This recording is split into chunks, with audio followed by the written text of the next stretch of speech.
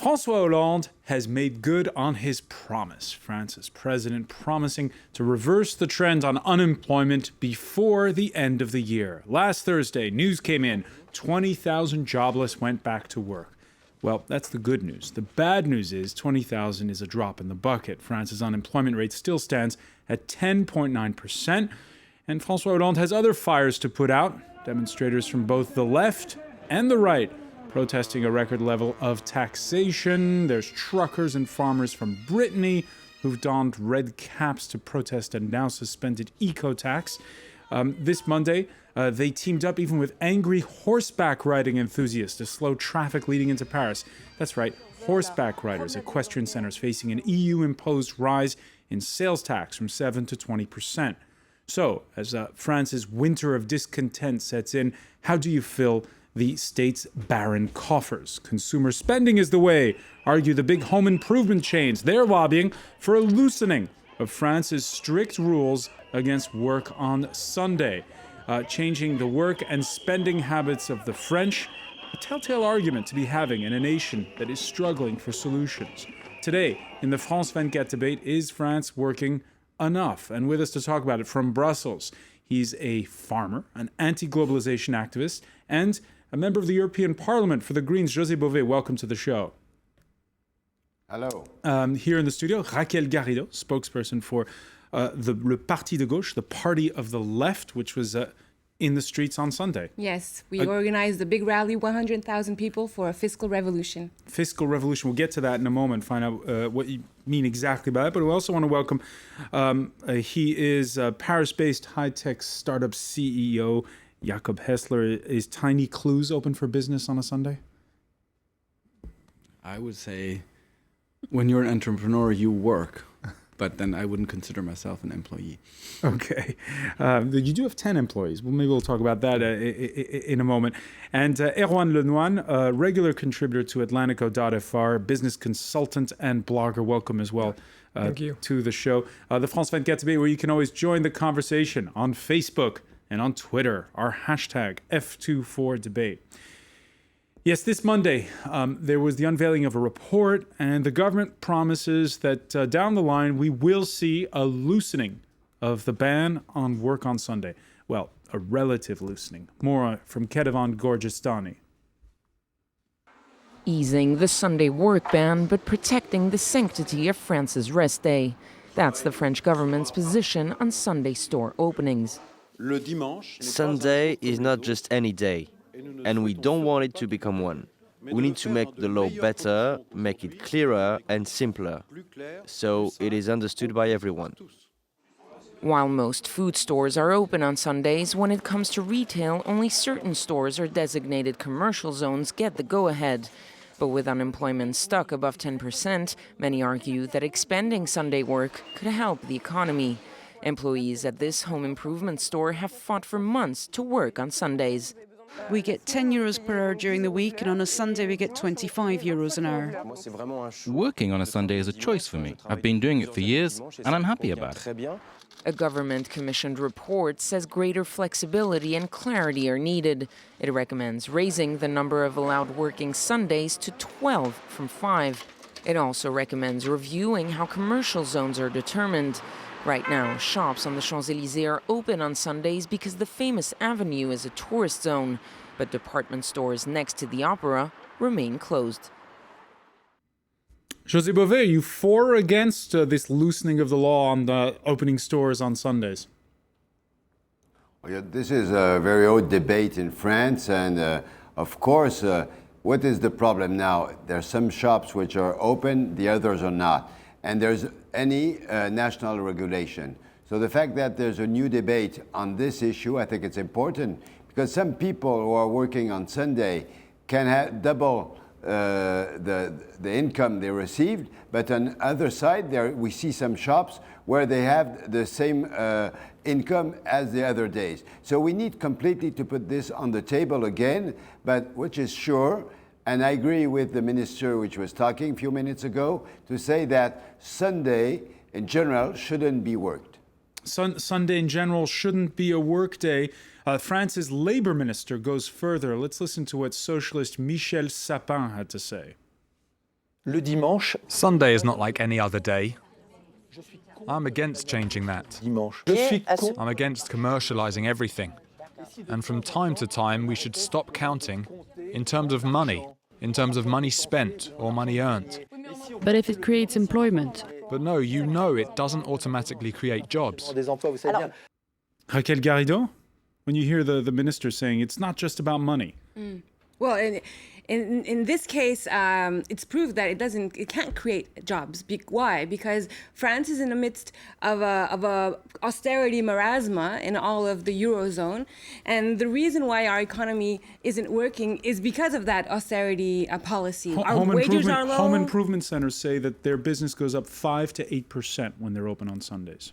But where does that money come from? It has limits. People are losing money on their wages. They're losing jobs. I mean, the money you spend on Sunday, if you already spent it on Mondays, on Tuesdays, on Wednesdays, etc., you just can't spend it. It's not, illimited. So it's not true that globally working on Sunday and more flexibility creates more jobs. It just creates more of a hectic life for people, and especially for women, because a lot of girls and women that are working in these places are single mothers. They have issues with the kids. So who's benefiting from this whole discussion? Actually, just a few shops, one or two, but globally, I think the French are happy with having the small shops open on Saturdays and close on Sundays. Jakob Hessler, I'm hearing two arguments, and they're talking a little bit at cross purposes. On the one hand, there's the economic argument, and on the other hand, there's the lifestyle argument. What strikes you when you see the way this debate is going on in France? Well, I think that there's a fundamental question behind both, which is the question of liberty. And that's the question of, if the French don't like it, nobody forces them. And as José Bové, I think, rightly said, the fact that this law treats the Leroy Merlin home improvement stores in one area different from its competitor just 2 kilometers down the road can't be right. And it can't be right that people can't choose. Now, individually, does it mean that everything will turn into working on Sunday like any other day? It's unlikely. But the question of why do we always have to impose this on people? Well, some things are forbidden in labor law in general. You can't work 24 hours a day. You can't work overnight during 48 hours. It's because there's no such thing as absolute freedom in labor relations. You're an employer. You know how that works. So the whole argument of freedom doesn't work in this case. Between forcing people to work 48 hours, sort of slavery, and having people, if they wish to, as these people in the interview said, if they decide they want to work on Sunday because they can make a higher wage, they will not work more hours during the week. But how can you say no to your employer when you have 5 million people unemployed, when there's pressure on wages, when your rents are high, when you can't meet, your ends week? There is no actual freedom. So what protects people is to put everyone at the same level and not work on Sundays. You have many people who choose to work on Sundays. I think what's ironic in this story is that we have both the left and the right who come together to defend Sundays. The first one because they don't want people to work every day in the week, and the second one is because they think that Sunday is the holiday and you should not work on the day where you are supposed to go to church. But basically they go together saying that you should not work on Sunday. I think it's a very different question, very different issue to know if we must have, every employee must have at least one day off in the week, and whether this day must be Sundays. I heard the Michel Sapin thing that it should not be about money, but I think I'm sorry, but it's very ironic because of course it's about money. Of course it's about companies who want to make more money working on Sundays. Of course it's about employees who in their majorities want to work on Sundays. The one who works on Sundays, they want it. And of course, it's about money for the consumers who go and shop on Sundays because they cannot go on other days. So I really agree with what Jacob Kessler says. It's an issue of liberty, and economic freedom. If the Jean-Paul Bailly, the man who wrote a report for the Prime Minister, He concluded that these shops shouldn't be open on Sunday. Yeah, he said something. He said, we had a stupid rule, so we should have another one, which is also very binding for companies, but another one. Maybe the solution should be that we should negotiate in every company, we should negotiate in every stores, but we do not have to have a single law for all the French companies. José Bové, there is this fear in France that, and you heard Raquel Garrido mention it just now, this fear that this is the slippery slope, and which afterwards we're working round the clock here, the same as in other places. We've just seen, and that France could become a little bit too much like what we've just had over in the United States, Black Friday, when all the Christmas shopping season starts and the stores open all the time. Do you fear as though perhaps France will be a little bit less French if you let the stores open? Well, I think the problem is not France or another country. The problem is to see how you protect the workers, and I think this is the most important question.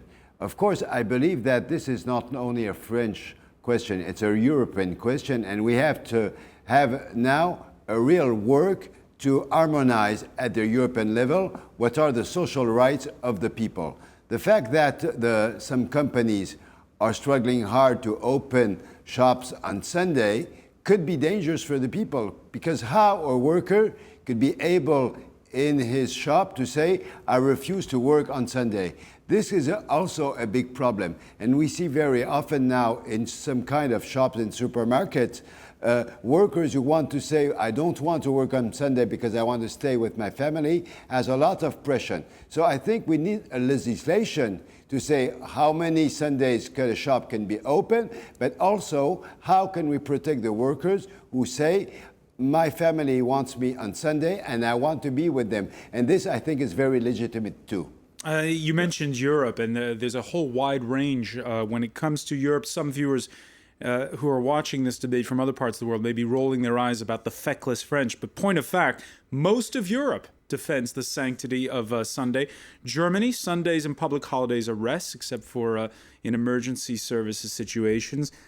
Italy, 8 Sundays a year. United Kingdom, well, they've had the Sunday Trading Act since 1994. There you see the map showing places where Sunday work is restrictive. And that basically, you can see there, is the core of Western Europe. When you see, though, you go into the fine print of all that, José Bové, you see that each country has its own legislation. You're saying is that it should be there should be one rule for all of Europe? I say that we have a big problem in Europe, and this is only one point. But on the social right of the workers, as you were saying, and that's true, we don't have a European legislation. And I think this is quite dangerous because we have dumping from a country to another. On other subjects at social level, we have this dumping. So I think it's important that we begin to build now clearly social rights for the workers at all the level, at the European level. And I'm sure that if we ask to all the countries what is the issue on this case, most of the countries, as you were saying, don't want to work on Sunday. So this is a way to resist against what the big companies want. That means that they want to open every day because they want to make money and they want to make business. But people are not going to eat twice in the day because it's open or not. So sometimes we have to be careful with what wants the companies. And I think this is a way also for the people to say, we refuse, and we are a right to refuse. And this could be legal, and the company doesn't have to make pressure on the workers. The reason why I want to state that the reason why you still have people that are volunteering to work on Sundays is because if you look at female workforce, for instance, in France, 50% of the workforce earns less than 1,500 euros per month. That's 50% of women in France. On the other hand, if you look at a very, very, very, very tiny apartment in Paris, that's costing 1 month of minimum wage. All right? So who has the liberty not to go get the money? Of course, it's a money issue, but people are living in a situation where they just can't have ends meeting. So let's raise the wages, Okay, pay people a little more. We're suggesting that the minimum wage be risen to 1,700 euros a month. That was our proposal during the presidential campaign. Right. And then we'll see if there's so many people volunteering to working on Sundays. I mean, who are you to decide whether we should work 8 Sundays or 5 or 12, as Mr. And who Bayou are you said? to decide that earning 1,500 months No, I'm euros not a month saying is that. fine? I'm definitely not saying that. Okay, I'm so just then saying, agree with me that we should rise the wages, no, raise because wages. it's another issue, and as you all right. know, if we rise the minimum wage by 1%, you destroy about 20,000 jobs in France. That's It's not one true. of the only economic studies that even the left and right economists agree on. No, it's true. It's not true because if you have people earning less, then they can't buy stuff. All They right. can't even go One to your survey, Sunday shops. Jacob Hester, one survey by the French CFDT union, 60% of people under 25, that's where you got the most unemployed, say they'd like to work on Sundays. However, the same survey found 68% of people with a job didn't want to work on Sunday. It's obvious. Well, I think, and the comment I was going to make is, the question to me is whether the problem of working on Sunday or not working on Sunday is really the issue that's at hand. I mean, it seems to me that we get very, very excited about something that certainly has some impact and it symbolizes something for debates, but the real issue, come on, it's somewhere else. Is that we have no growth. Is that we need a minimum of 1.5% growth to start to create jobs. We are nowhere there. Is that the that the social charges structurally are extremely high, that we have 1.9 million young people who have no training and it's impossible for them to join the labor market. That's where we have All right, and the real issues. Perhaps to explain why this is such a big deal, this whole debate about Sundays in secular France comes from columnist Howard Davis in the Financial Times. He describes a mix of trade union-inspired restrictions and what the French call a millefeuille of regulations. Now, Anglo-Saxons know it as the Napoleon, this puff pastry treat. In French, it's called the millefeuille, the 1,000 layers. When you're talking about red tape, the French speak of an administrative millefeuille of rules and regulations. He writes in his piece, it is this complexity that has catapulted a dispute about which do-it-yourself stores in the Paris suburbs can open on Sunday into a national issue with emergency cabinet meetings held to find a way through. Very quickly before we go to the break, José Bové, if there's an EU rule, will that just add another layer to that pastry? Well, you know, I think that if we want to be sure that there's a fair competition in the different economies, we need fair rules. And I think what is now missing completely at the European level is to have social rules very clear. And we saw a lot of problems. And this, I think, why we need that on the social issue, that the European Union takes now good decisions to protect the workers of all Europe. And because we see that there's a lot of difference between the laws of each country, and the workers are always the losers in this situation. That's why it's very important that we have a very strong social legislation at the European level. At the European level. Even if, for the moment, the countries refuse this, and because this is part of the decision of the countries, most of the countries and most of the liberal countries refuse that we have a debate with the Parliament, the about unions, this issue and the European Commission. We have to go to cut out for a quick break. We'll pick up on this. Stay with us. You're watching the France 24 debate.